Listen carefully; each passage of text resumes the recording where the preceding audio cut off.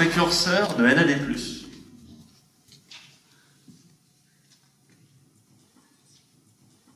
Coenzyme Q10. Resveratrol. Alors vous pouvez me croire, aujourd'hui encore, les traitements contre le vieillissement restent assez moyenâgeux. Ceci dit, on ne va pas cracher sur quelques petites années en plus.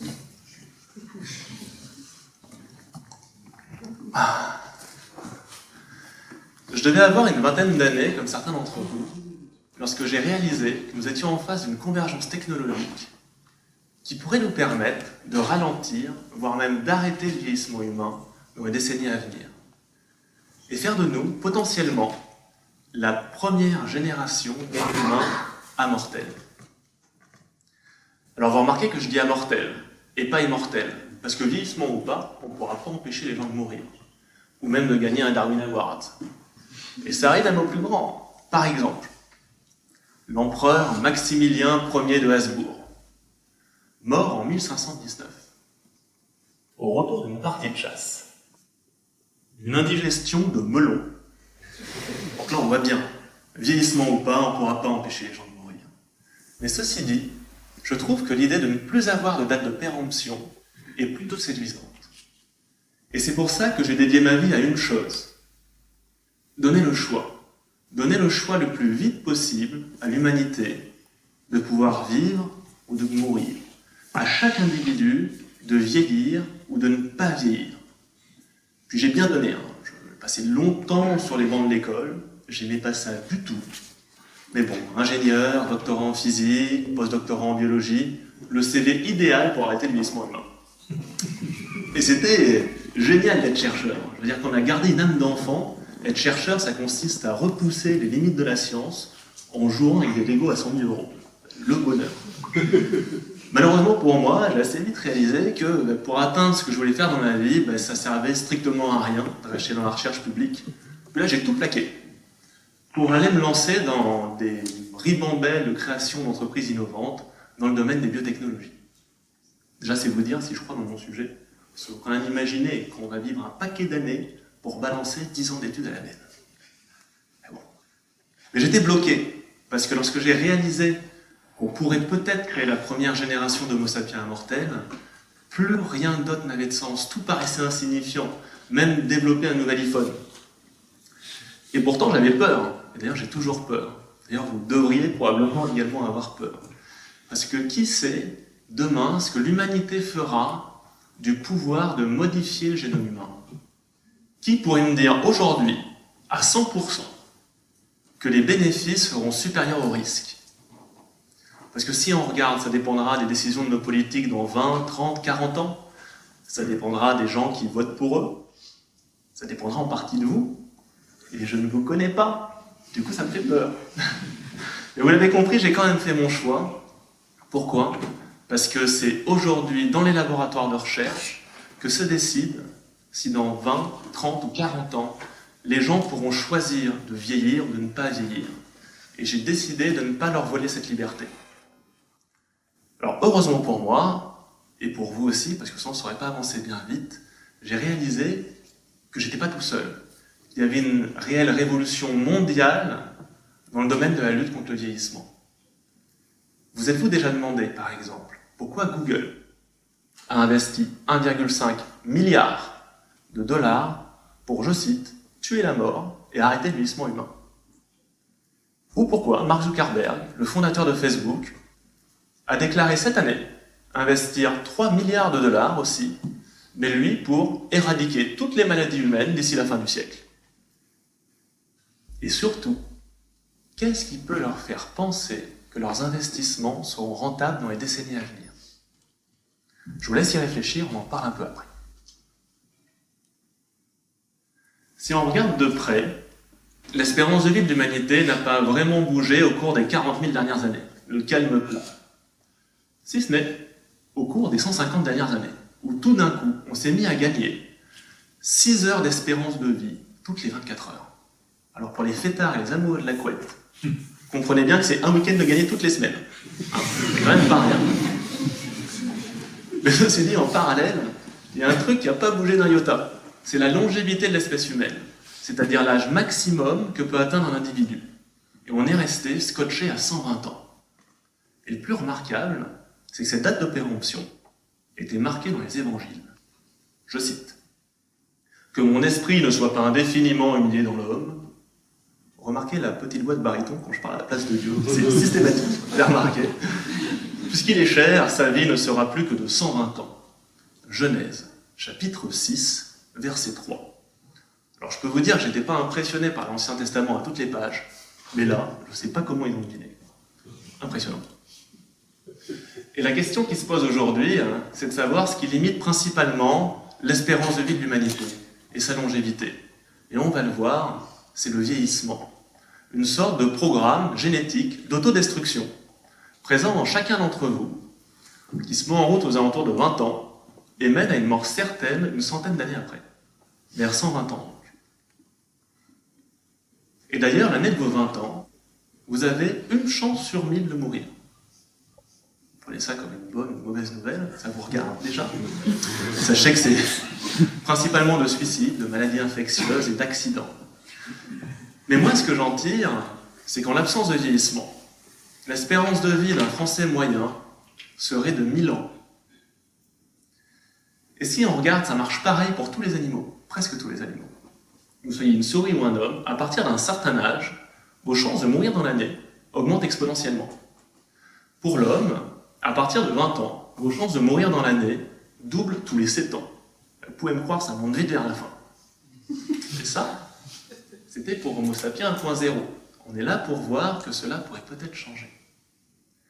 Et d'ailleurs, il existe sur Terre des espèces qui semblent ne pas vieillir du tout. C'est le cas du homard. C'est le cas de la palourde également. Et d'ailleurs, pendant que je suis ici, j'en profite, c'est mon côté prosélyte, je lance un appel à toute la communauté scientifique pour relancer les recherches sur la palourde et tous ses petits amis, pour faire en sorte de comprendre les secrets de leur longévité, mais surtout leur piquer tout ce qui marche. C'est important. Le plat de spaghettis derrière moi, c'est toutes les choses qui peuvent vous tuer et les chances qu'elles y arrivent chaque année de votre vie. Alors je sais, ça fait beaucoup, mais ce qu'on peut remarquer, c'est qu'elles augmentent toutes à peu près de la même manière avec le temps, du moins presque toutes. La bonne nouvelle, c'est que j'ai étudié précisément cette liste et assisté à un TED avec moi n'en fait pas partie. Donc détendez-vous, pendant les 15 prochaines minutes, tant que vous êtes avec moi, vous êtes en sécurité. Mais la deuxième chose qu'on peut apprendre de ce plat de spaghettis, c'est qu'à partir d'un certain âge, si on éradique une classe de maladie, une autre prendra immédiatement le relais. Par exemple, si on éradiquait l'intégralité des cancers dans l'intégralité de l'humanité, l'espérance de vie de l'humanité augmenterait de 3,5 années. C'est triste, mais comme disait Kennedy, il ne faut pas se laisser abattre, et si, comme moi, vous souhaitez augmenter radicalement l'espérance de vie de l'humanité, il suffit de ne pas traiter les conséquences, mais s'attaquer aux causes. Alors même si vous me direz, c'est prouvé petit, qu'à l'âge de 20 ans, on peut mourir d'un cancer ou d'un Alzheimer, ça reste des statistiques assez insignifiantes. Lorsqu'on regarde toutes ces maladies, toutes ces causes de mortalité augmentées au cours du temps, on se dit qu'il y a une cause principale à toutes ces maladies, le temps qui passe, le vieillissement. Et ainsi, la question qui se pose pour moi aujourd'hui ne tourne pas autour du plat de spaghettis. Non, la question qui se pose pour moi est de savoir si l'humanité dispose des outils technologiques qui pourraient nous permettre de reprogrammer ce programme génétique d'autodestruction dans les décennies à venir. Et la bonne nouvelle, c'est que la révolution en cours dans le domaine des biotechnologies nous donne, pour la première fois dans l'histoire de l'humanité, de sérieuses chances de pouvoir ralentir, voire même d'arrêter le vieillissement humain. Il faut comprendre que la médecine a avancé plus rapidement en un siècle que pendant toute l'histoire de l'humanité réunie. Et c'est encore plus vrai dans les 20 dernières années.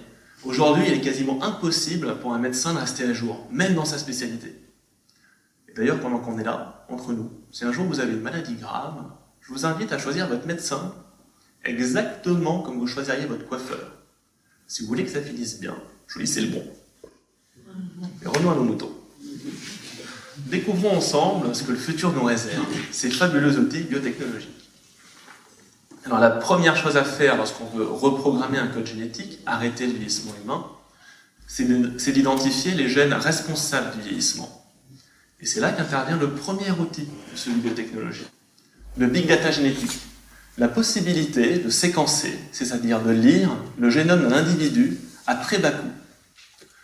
Depuis le séquençage du premier génome, en 2003, le séquençage d'un génome humain, son coût, a été divisé par près de 3 millions.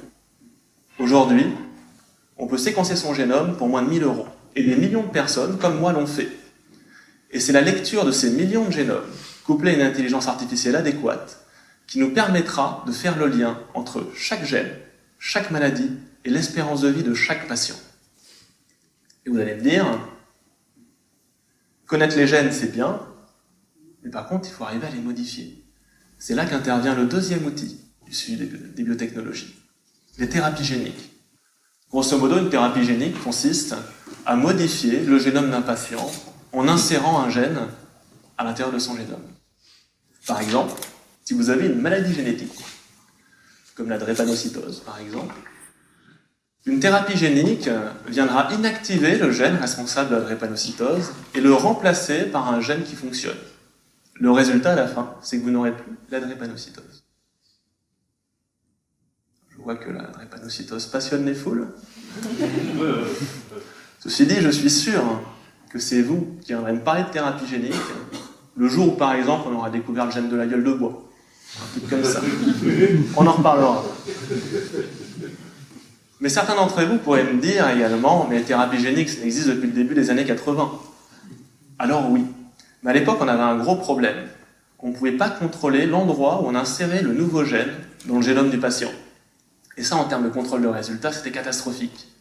C'est un peu comme placer un mot au hasard dans une phrase. Ça peut faire sens, mais c'est un sacré coup de bol. Et bien c'est pareil quand on place un gène au hasard dans le génome d'un patient. Et ce domaine a connu une véritable révolution en 2012, avec la découverte de CRISPR-Cas9. Grosso modo, une technologie qui nous permet de modifier le gène que nous voulons à l'endroit que nous voulons dans le génome du patient. Alors de mon point de vue, CRISPR-Cas9, en l'état, ne suffira pas à elle seule pour pouvoir arrêter le vieillissement humain. Mais ce domaine avance à une vitesse faramineuse. 5 ans après, il y a déjà plus de 2000 thérapies géniques en cours de tests cliniques, principalement d'ailleurs pour guérir des cancers. C'est 20 fois plus que le nombre d'antibiotiques en cours de tests cliniques. C'est un véritable raz-de-marée, et c'est typique des dynamiques de la révolution biotech. Ça va à une vitesse pas possible. Nous disposons déjà de 2 outils qui pourraient nous permettre, dans une certaine mesure, de ralentir le vieillissement humain, voire même de l'arrêter. Mais ceci dit, il serait de bon ton d'éviter de refaire les erreurs que nous faisons systématiquement dans le passé, lorsque nous nous retrouvons en face d'une grande découverte. Au début du XXe siècle, par exemple, on avait découvert la radioactivité 2 décennies auparavant, et on était persuadé que cette énergie magique pouvait tout guérir. Et je suis allé vous chercher quelques petites pubs d'époque. Vous allez voir, on a vu sortir sur le marché des sodas radioactifs. Donnent une énergie infinie comme la pile atomique. Ou ces fameux suppositoires radioactifs, contre l'impuissance masculine. Chapeau. Je pense que le summum a été atteint avec les gilets en laine, autochauffants pour bébés radioactifs. Je vous rassure, la mode est vite passée. Mais on voit bien qu'il va être nécessaire, pour éviter ces écueils, de pouvoir tester rapidement et efficacement tous les traitements expérimentaux contre le vieillissement. Et c'est là qu'intervient le 3e outil issu des biotechnologies, les humains sur puces. Alors rassurez-vous, je ne parle pas de cultiver des êtres humains miniatures sur des petites puces. Je ne suis pas Gargamel, je ne torture pas des schtroumpfs. Non, les humains sur puces visent à reproduire le plus fidèlement possible le fonctionnement d'un organisme humain en faisant des cultures cellulaires humaines sur des petites puces microfluidiques comme celle-ci. Et ce domaine aussi a connu un énorme boom avec la découverte, il y a quelques années, une bonne dizaine d'années d'ailleurs, des cellules souches pluripotentes induites. Grosso modo, une technologie qui nous permet de prendre les cellules de peau d'un patient et de les transformer en cellules de base de n'importe lesquels de ses organes. Foie, poumon, cœur, cerveau. Et une fois organisées intelligemment, ces cultures cellulaires humaines forment des multi-organes sur puce, des humains sur puce. Et c'est eux qui nous permettront de tester rapidement et efficacement les traitements contre le vieillissement, en limitant au maximum les tests sur cobayes humains et sur les animaux. Trop mignon. J'ai pas pu m'empêcher. Vous allez me dire, c'est quand même plus efficace et surtout plus rapide que de tester un traitement expérimental sur quelqu'un et de regarder le résultat 70 ans après sur son vieillissement. Mais là où les humains sur puce seront primordiaux, c'est qu'il va probablement falloir modifier des dizaines, voire des centaines de gènes chez un même patient pour complètement arrêter son vieillissement. Et c'est là que les humains sur puce seront cruciaux, pour tester les millions de combinaisons de thérapies géniques qui seront nécessaires pour trouver la plus efficace. Alors on le voit, nous avons 3 outils issus des biotechnologies qui pourraient nous permettre, dans les décennies à venir, de ralentir et voire d'arrêter le vieillissement humain. Le big data génétique, pour identifier les gènes responsables du vieillissement. Les thérapies géniques, pour modifier le génome du patient en conséquence. Et les humains sur puce, pour tester des millions de combinaisons de thérapies géniques nécessaires pour trouver la plus optimale. Alors vous allez me dire, pour la plupart d'entre vous, j'imagine, le sujet est un peu nouveau. Ça demande un peu d'ouverture d'esprit. Ceci dit, je suis formel. L'ouverture d'esprit n'est pas une fracture du crâne, et donc ne fait pas partie de notre plat de spaghettis. Vous pouvez vous intéresser à ce sujet, vous ne risquez rien. Je pense que certains d'entre vous ont peut-être déjà en tête la réponse à la question que nous nous posions au début de cette présentation. Qu'est-ce qui fait que Google et tant d'entreprises de la Silicon Valley investissent des milliards pour arrêter le vieillissement humain? Eh bien, juste parce qu'ils pensent qu'ils vont y arriver. Et qu'ils pensent que les gens seront prêts à payer cher pour ne plus mourir. Vous voulez le plus rapidement possible donner ce choix à l'humanité. Vous n'êtes pas obligé d'ailleurs. Il n'est pas nécessaire d'investir des milliards d'euros. Il suffit de vous intéresser au sujet, d'en parler autour de vous. Et à force d'en entendre parler autour d'eux, les responsables politiques comprendront que ce sujet intéresse la population. Parce qu'il faut bien comprendre qu'aujourd'hui, la quasi-totalité des budgets sont alloués à traiter les conséquences du vieillissement. Alzheimer, les cancers, les infarctus. Si nous allouions ne serait-ce qu'un millième des sommes utilisées pour les conséquences, mais cette fois-ci pour traiter les causes, le vieillissement, nous disposerions au niveau mondial d'un budget de 8 milliards d'euros par an. Et je suis convaincu qu'avec un tel budget, tout deviendrait possible. Y compris me donner la joie de vous revoir, tous, ici, en pleine santé, en l'an 3017.